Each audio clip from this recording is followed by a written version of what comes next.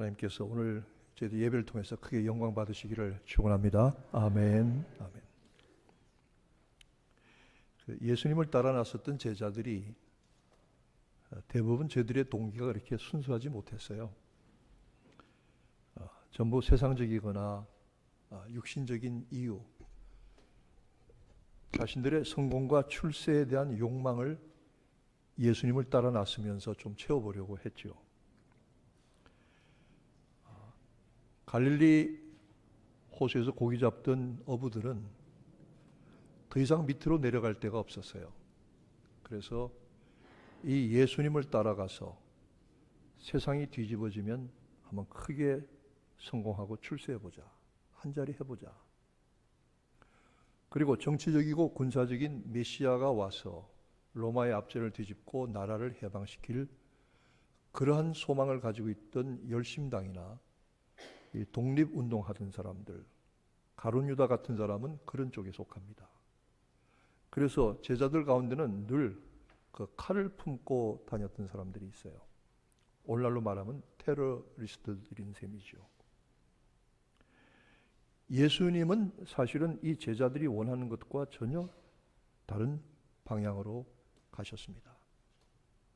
우리가 신앙생활하고 예수 믿는 것이 특별히 이민생활, 이민교회 신앙생활하면서 참으로 본질적으로 예수님이 원하시는 것, 교회가 무엇이냐, 우리가 믿는 믿음의 도리가 무엇이냐는 가장 중요한 것을 다시 확인해 보고 점검해 보아야 될 필요가 있는 때가 많이 있습니다.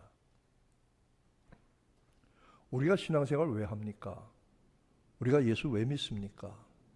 한 가지는 분명한 것은 영생과 구원을 얻기 위한 것입니다. 이것 아니면 다른 것은 전부 따라오는 겁니다. 부수적인 거고, 이것 아니면 사실은 교회가 존재할 이유와 가치가 없습니다. 무슨 사회 봉사나 구제 선교하려고 무슨 교육센터 만들려고 교회가 있는 거 아닙니다. 교회는 찾아오는 사람들에게 죄 사함을 받고 구원의 은혜를 얻어서 거듭나게 하고, 그래서 천국의 소망을 가지고 영생과 구원을 얻게 하는 것이 우리가 믿는 믿음의 목적이고, 그리고 교회의 존재 이유인 것이죠. 오늘 성경 본문 말씀해 보니까 예수님의 12제자 중에 가장 사랑받던 두 사람, 세베대의 아들이었던 야고보와 요한이 예수께 좀 조용히 만나서 말씀드릴 게 있다고 했습니다. 제가 이 목회를 하다 보니까요, 목사님 따로 만나서 드릴 말씀이 있습니다 하는 분들 치고 좋은 얘기 별로 없더라고요. 예수님이 이들을 만나셨겠죠. 무슨 일이냐? 무엇이라고 말을 시작하느냐 하면 상당히 충격적으로 도전적으로 말을 시작을 합니다. 주님, 무엇이든지 우리의 구하는 바를 들어주시기를 바랍니다. 이건 기도가 아닙니다. 기도에 무슨 소원이나 하나님께서 들으신다는 이런 문제가 아니라 우리가 지금 요구하는 것은 주님께서 반드시 들어줘야 됩니다. 이 말입니다. 이게 무슨 말이냐면 우리가 이만큼 고생하고 희생하고 따라왔으니까 거기에 대한 합당한 대가를 주십시오. 이 말입니다. 여러분, 우리가 신앙생활하면서 혹시 이런 대가를 요구하는 적이 없습니까? 사람들이 요구하는 대가 중에 가장 큰 것은 인정과 직분이더라고요. 제가 이만큼 교회 오래 다녔으니까 나를 이만큼 알아줘야 되고, 또 이만큼 내가 봉사했으니까 나를 알아줘야, 이만한 직분을 주고 나를 존중해 줘야 한다는 그런 대가에 대한 요구가 사람들의 마음속에 대개는 가득 차 있더라고요. 아니라고 하기가 어렵더라고요. 우리가 모든 것을 버리고 주님을 따랐으니 거기에 대한 대가를 지불해 주셔야 될 거 아닙니까? 이제 예루살렘으로 가시면 한 자리 하시고 세상이 뒤집어질 텐데 미리 좀 못을 박아서 미리 좀 약속을 받겠습니다. 이 말입니다. 예수님 가시는 길이 그 길이 아니잖아요. 그러니까 예수님이 아마 탄식하셨는지 모르죠. 한숨을 푹 쉬셨는지 모르죠. 너희가 지금 무슨 소리 하는지 모르는 것 같구나. 무엇을 원하는지, 하나는 주님의 오른편에, 하나는 왼편에 앉게 해주세요. 그 나라가 세워지면 높은 자리에 앉게 해주세요 하고 요구하지만 너희들이 하는 말이 무엇인지 모르고 하는 것 같다. 오른쪽에 앉느냐 왼쪽에 앉느냐 높은 자리에 앉느냐 하는 것은 내가 주는 것이 아니라 누구든지 받기로 정해진 사람이 받을 것이지만 너희가 나의 마시는 잔을 마시며 나의 받을 세례를 받을 수 있겠느냐 이렇게 물으셨습니다. 그랬더니 이 세베대의 아들 야고보와 요한이 그냥 예, 쉽습니다. 그거 하지요.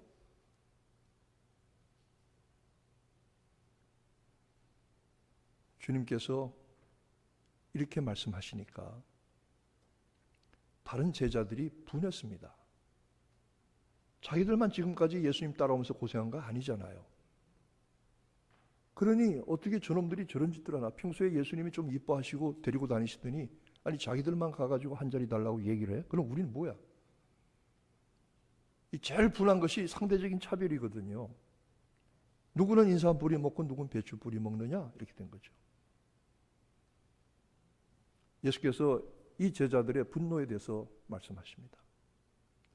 이방인들은 권세 있는 사람, 왕들, 큰 대인들이 너희를 다스리고 원하는 대로 부려먹지만 너희 중에는 그렇지 아니하니 크고자 하는 자는 섬기는 자가 낮은 자가 되어야 할 것이다. 으뜸이 되고자 하는 자는 나중이 되고 종이 되어 섬겨야 할 것이다.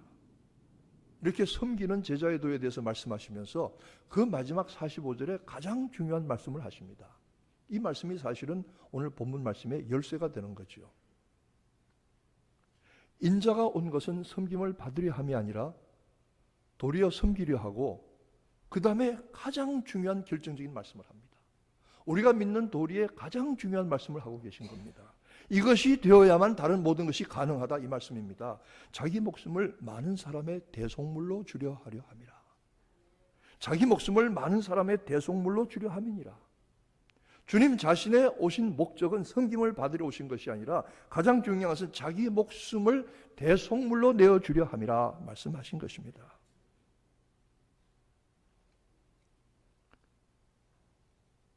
이들은 주님의 영광 중에 하나는 오른편, 하나는 왼편에 앉게 해달라고 부탁을 했지만 이들이 생각하는 영광과 주님이 생각하는 영광이 다릅니다.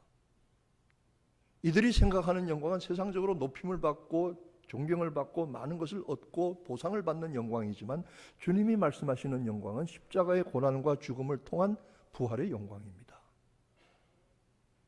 같은 영광도 전혀 용어에 대한 이해가 다른 것이죠.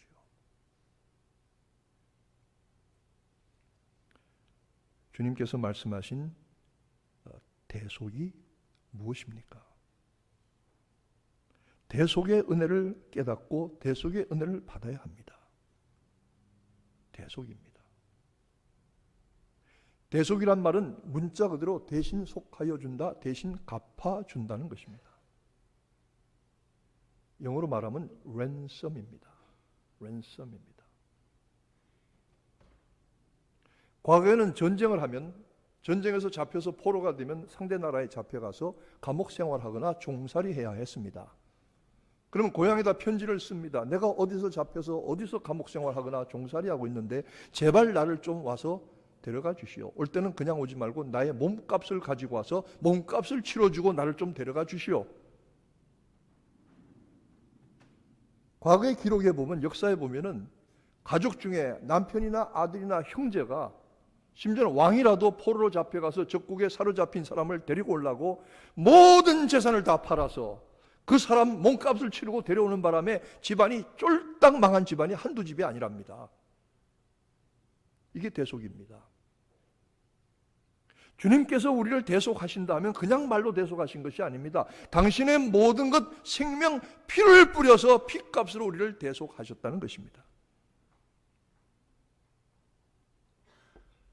대속은 내가 도저히 갚을 수 없는 빚을, 내가 도저히 감당할 수 없는 문제를 나를 위해서 누군가가 내게 대신 갚아주고 누군가가 대신 해결해 주는 것이 대속입니다. 우리의 가장 큰 빚이 무엇입니까? 그것은 죄의 악의 빚입니다. 크든 작든 한 번이든 많든 흉악하든 간단하든 간에 죄의 값을 우리는 치러야 합니다. 그런데 이 죄의 값은 사망입니다.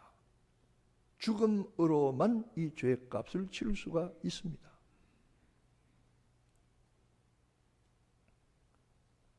과거에 미국에 이런 일이 있었다 그럽니다.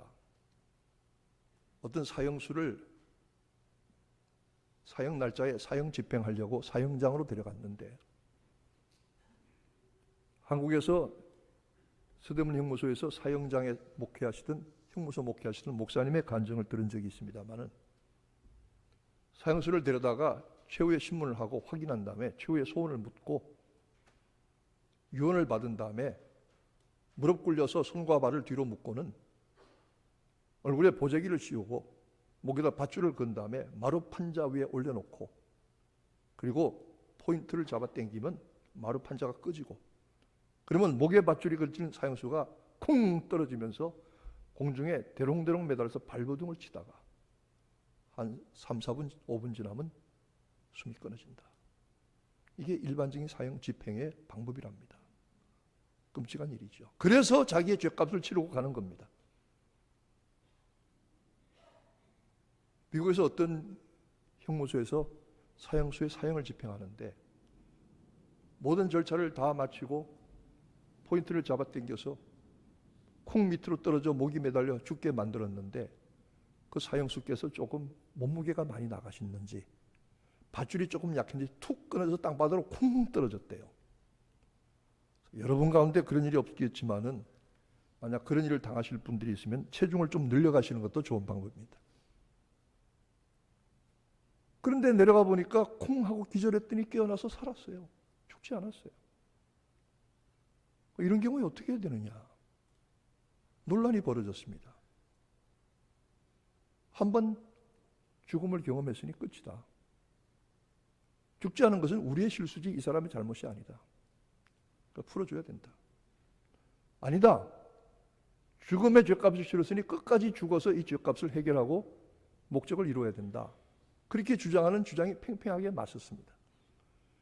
이렇게 어려운 문제는 다수결로 하는 수밖에 없습니다. 여러분의 의견을 묻습니다. 한번 죽음을 경험했으니 그냥 놓아주자고 하는 분 손 들어보세요. 네. 이렇게 인정 많은 분이 요 분밖에 안 됩니까? 그 다음에 끝까지 죽여야 된다는 분 손 들어보세요. 야, 지독한 분도 한 너댓 분 됩니다. 제가 못 본 걸로 하겠습니다. 저는 다수결로 가겠습니다. 놓아주는 것이 옳다고 저는 생각합니다. 왜? 한 번 죽음을 맛보았으니까. 한 번 죽음을 경험함으로써 죄값을 치렀으니까. 요즘은 법이 바뀌어서 끝까지 죽여야 된답니다. 세상이 그래요. 한 번 죽음으로 그 사람의 모든 죄값은 다 해결이 되고 풀려서 나가게 되었습니다. 다시는 이제 그 사람에게 그 죄값을 묻는 사람이 없습니다. 그렇지만 사형수의 과거의 신분의 꼬리는 남아있을 겁니다. 사람들이 볼 때마다 손가락질할 것입니다. 비난하고 피할 것입니다. 그런데 이보다 더 흉악한 죄인인 우리는 나는 내가 죽어야 할 것을 주님께서 나 대신 피 흘려 죽으셨기 때문에 나의 모든 죽음의 죄값과 그리고 저주와 형벌과 죄의 기록까지도 다 해결된 것을 믿으시기를 축원합니다. 이것이 대속입니다.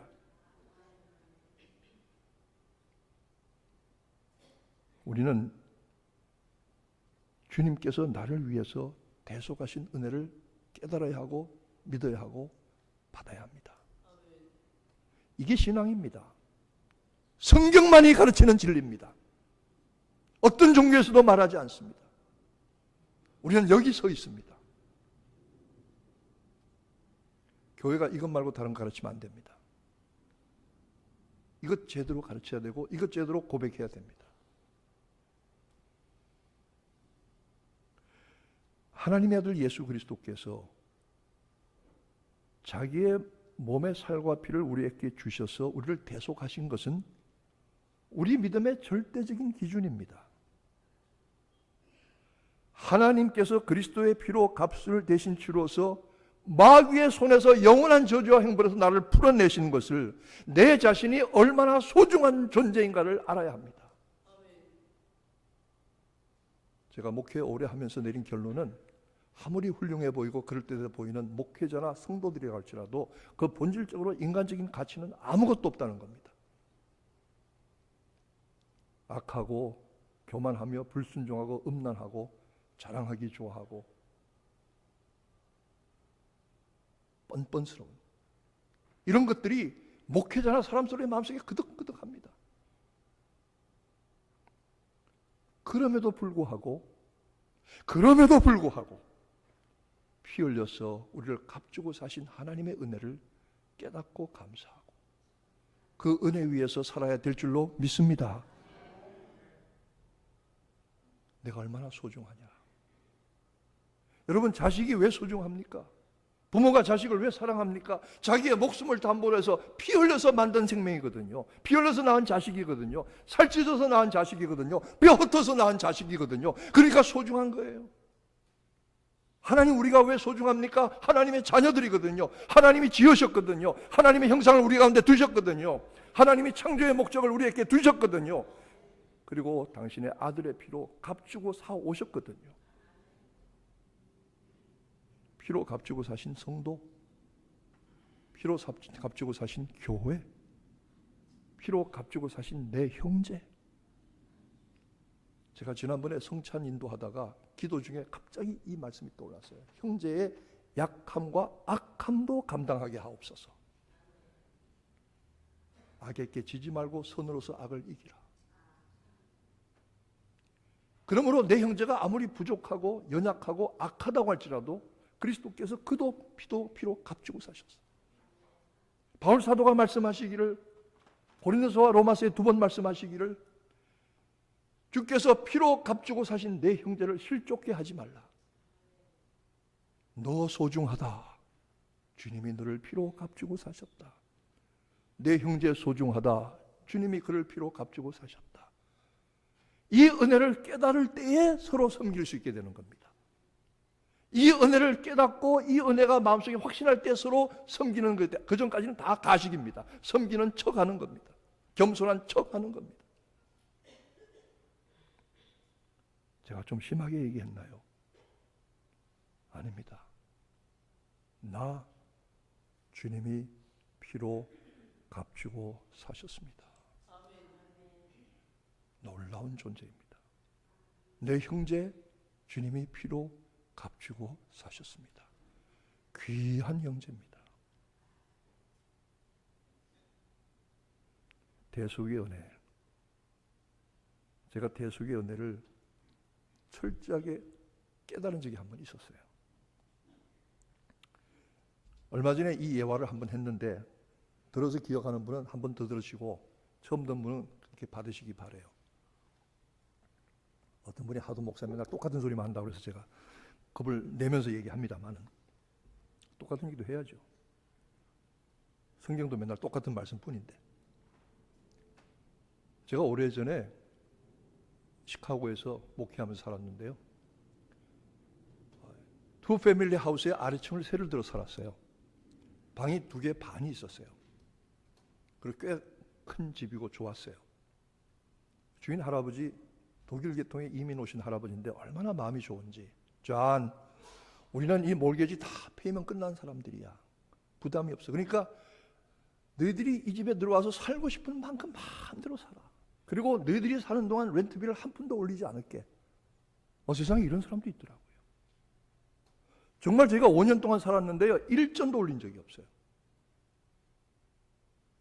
저희가 한국 가면서 그게 나오긴 했지만은 참 고마웠어요. 근데 처음엔 잘 안 받아줬어요. 동양 사람들 좋아하지 않았어요. 얼마나 너그러운지 참 우리에게 친절하게 대하셨어요. 그런데 저희가 사는 뒷뜰에 잔디가 있고 거기에 이탈리안 플람, 이태리 자두나무가 있는데 열매가 참 잘 맺혔어요. 참 달고 시원해요. 참 좋았고 그 그늘에서 여름 저녁마다 자리를 깔고 고기 구워 먹고 식사를 하고 그랬어요. 그리고는 그 펜스 밖만 나가면 아주 큰 공원이, 넓은 공원이 있었어요. 바로 공원이에요. 뒤뜰이 참 좋았어요. 그런데 그 바로 저희 집 뒤뜰에 그라지, 차를 2대 넣어주는 그라지가 있었는데, 그 그라지에 그 주인 할아버지 4분이 캐딜락 1대와 링컨 컨티넨탈 1대를 넣어놓고 있었어요. 그 당시에는 제일 좋은 차들이에요. 그게.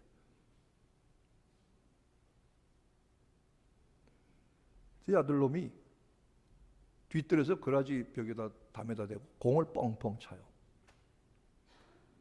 제가 좀 걱정이 돼서, 저거 유리창 깨면 복잡한데 공 차다가, 그래서 불렀어요. 아들아, 거기서 공을 차지 말고 요 나가면 넓은 공원이 있지 않느냐, 거기 가서 공을 차라. 그랬더니 이 아들이, 네 아버님, 소자를 배려하심이 지극하신 마음 제가 감사하게 깨닫고 앞으로는 절대로 이 안에서 공 차지 않고 넓은 공원에 가서 공을 차서 아버님의 마음을 시원하게 해드리겠나이다. 이랬으면 얼마나 좋겠어요. 말 안 들어요. 한 번은 방에 앉아있는데 갑자기 쨍그랑 챙 와장창 팍 소리가 나요. 깜짝 나가 보니까요. 놀라서 나가보니까 이 녀석이 공을 치다 진짜 그 유리창을 깬 거예요. 박살을 낸 거예요. 하하. 기가 막혀서 가보니까요, 그 그라지 안에 유리가 막 조각이 나서 사방에 막 흩어졌어요. 그리고 그 할아버지가 아끼시는 고급차인, 우리 같은 사람은 타보지도 못한 캐딜락하고 컨티넨탈에 유리 조각들이 막 쫙 깔린 거예요. 야, 가가지고는 빗자루로 바닥을 쓰는데요, 세상에 잘 안 쓸리는 게 이 유리 조각 깨진 거더라고요. 조그만 것들 안 쓸려. 이게 한참 쓸었어요. 그러고는 버큐 가지고 돌렸어요. 그래도 유리 조각들이 남아있어요. 이것까지는 괜찮은데 할아버지 할머니의 고급차인 캐딜락과 링컨 컨티넨탈 차 위에 떨어진 유리 조각들 어떻게 합니까? 이걸 빗자루로 쓰려고 해보니까 안 되겠어요. 이게 쓸다가 페인트에 그 스크래치가 생기는 거예요. 페인트에 기스가 가는 거예요. 저는 스크래치 영어도 하고 기스 일본말도 잘합니다. 방법이 없더라고요. 그래서 이 깨진 유리 조각을 손으로 한 개씩 한 개씩 집었어요. 집을 수 있는 만큼 집었어요. 한참 집었어요. 수도 없이 집었어요. 근데 유리 조각을 집다 보니까 손가락에 찔려서 피가 나기 시작을 하는 거예요. 손이 벌겋게 피로 물든 거예요. 집어지지 않은 유리 조각은 피 묻은 손가락으로 찍어서 붙여서 올려냈어요. 손에 피가 그득해요. 그 유리 조각 때문에 찔렸어요. 청소를 다 한 다음에 하드웨어에 가가지고 유리창을 사이즈에 맞게 잘라서 와서는 거기다가 프레임을 달고는, 거기다가 또 버트레스라고 하는 바데, 찐득찐득한 그 유리창 붙이는 그걸 사다가 그냥 그 여름에 땀을 뻘뻘 흘리면서 더운데 한참이나 그 유리를 수리를 하고 칠을 하고.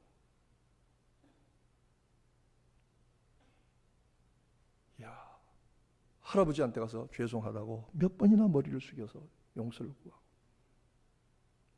그 할아버지가 마음이 좋아서 하는 말이, 자, 어려서 부모 속삭이는 건 아무것도 아니다. 나이 먹은 자식이 속삭이는 건 정말 감당이 안 된다. 이렇게 얘기를 하시면서 너그럽게 받으시더라고요. 저는 피투성이가 된 손가락으로 그 유리 조각 하나하나를 집으면서 생각을 했어요. 잘못은 아들놈이 하고 피는 내가 흘리고, 잘못은 아들이 하고 돈은 내가 치르고, 잘못은 아들이 하고 수리는 내가 다 하고, 잘못은 아들이 하고 내가 가서 다 용서를 빌고, 이게 대속이구나. 이게 대속이구나. 죄는 내가 짓고 주님이 고난을 받으시고, 죄는 내가 짓고 주님이 십자가에 못 박히시고, 죄는 내가 짓고 주님이 피 흘리시고, 죄는 내가 짓고 주님이 살찌으시고, 죄는 내가 짓고 주님이 죽임과 모욕을 당하셨구나. 이게 대속이구나. 대신 갚아주는 거구나. 이게 대속이더라고요. 대속의 진리가 확실하게 깨달아지더라고요.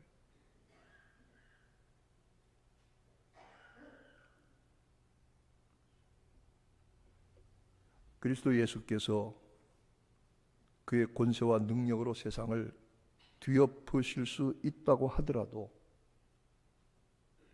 그분의 목적은 사람들의 영혼을 변화시켜서 하나님 나라를 세우는 일입니다. 하나님의 나라가 세워지기 위해서는 이 대속의 은혜를 철저하게 깨닫고 믿고 받아들인 사람들에 의해서 세워지는 겁니다. 형식적으로 왔다 갔다 하는 사람들이 아닙니다. 그래서 사회 봉사단체로 교회를 생각하는 사람들이 아닙니다. YMCA나 교육 프로그램 단체로 생각하는 게 아닙니다. 정말로 하나님의 나라는 그 영혼이 철저하게 변화되고 대속의 은혜를 분명히 받은 사람들에 의해서 세워지는 것이고, 이 은혜를 받아야만 서로 온전히 섬기는 종의 자리에 설 수 있는 겁니다. 대속의 은혜를 받아야 합니다. 성경만이 이 말씀하고 교회만이 가르치고 우리가 이 신앙 고백 위에 서 있는 겁니다. 그래야만 스스로 낮아지게 되고 그래야만 스스로 섬기게 되는 겁니다. 하라고 해서 하는 거, 억지로 하는 거, 체면으로 하는 거, 교양으로 훈련으로 하는 거, 이거 다 가짜입니다. 주님이 나를 위해서 섬겨주셨으니 내가 주님을 섬깁니다. 이 대속의 은혜에 서서 섬기는 섬김이 진짜입니다.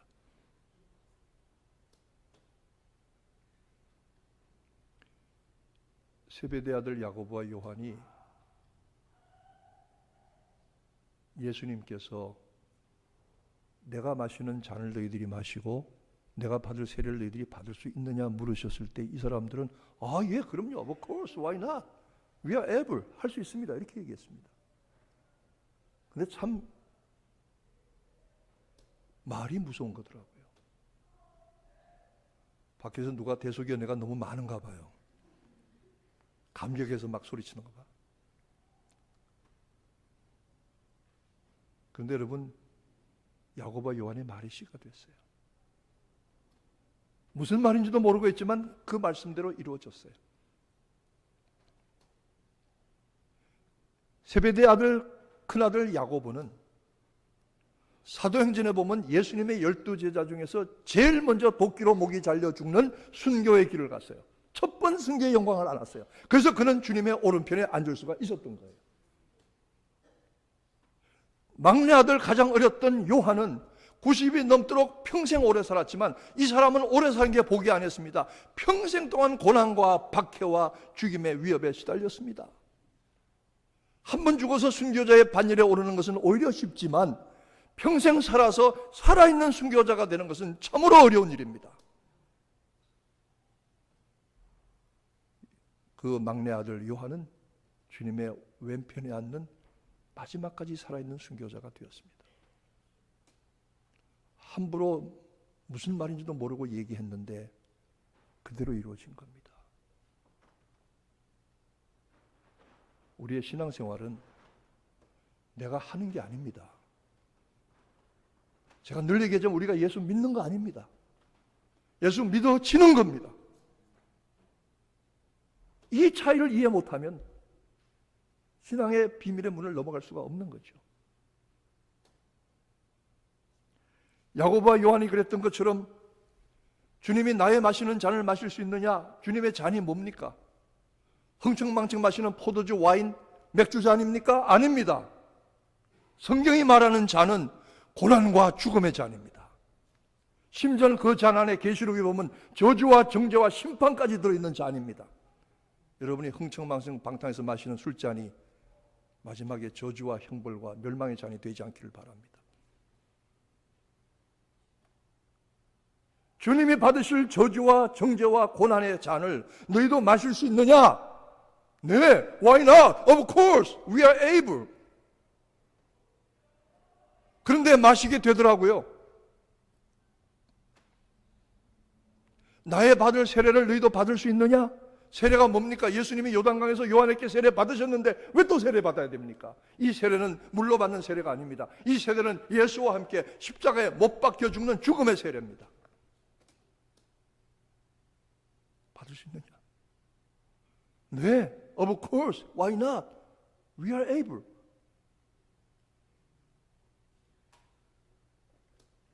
은혜로 말미암아 예수도 믿어지게 되고 고난의 잔도 마셔지게 되고 세례도 받아지게 되고 섬기는 것도 되어지는 줄로 믿으시기를 축원합니다. 되어지는 겁니다. 목사의 아들 보고 목사라면 되게 안 한다 그럽니다. 저희 아들놈은 어릴 때 안 한다 그래서 왜 안 하느냐 그러니까 자기는 그렇게 두꺼운 책을 다 읽을 수 없어서 자기는 못 한다 그럽니다. 그건 다른 목사님 아들 얘기고, 제 아들 놈은 아빠처럼 오래 서 있는 직업은 자기 싫답니다. 그러다가 대학 졸업할 때쯤 되면 슬금슬금 와서 그 아빠 짭도 괜찮은 것 같은데 신학교 갈까 이런답니다. 근데 어떤 아이들은요, 나 목사 안 해 그런다. 왜? 아버지가 목회하면서 교회에서 시달리는 거 보니까 난 아주 정내미가 떨어져. 나는 목사하지 않고 돈 벌어서 장로에서 큰 소리 쳐가면서 나 예수 믿을 거야. 그런 아들들이 변해서 은혜를 받고 사명의 길을 가게 되더라고요. 우리의 신앙생활은 내가 하는 게 아닙니다. 믿어지는 것이고, 고난의 잔도 주님께서 정하시면 마셔야 되는 것이고, 사명의 길도 주님이 가라고 하시면 가야 되는 것이고, 죽음의 세례도 받으라고 하면 받아야 됩니다. 왜? 주님이 그렇게 대속하셨기 때문입니다. 그리스도는 죄악의 사슬에 매여서 죽기까지 마귀에게 종노릇하고 끌려다니던 우리를 당신이 대신 저주와 형벌과 죽음과 심판을 받으셔서 풀어주셨는데, 구해주셨는데, 자신의 목숨 피로 대신 값을 치르셔서 우리를 사신 이 은혜가, 우리가 주님의 일을 감당하고 믿음의 길을 가고 사명을 이루고 형제를 섬기는 가장 중요한 기초, 가장 중요한 출발, 가장 중요한 근본이 되어지기를, 대속의 은혜가 여러분에게 충만하시기를 주님의 이름으로 축원합니다.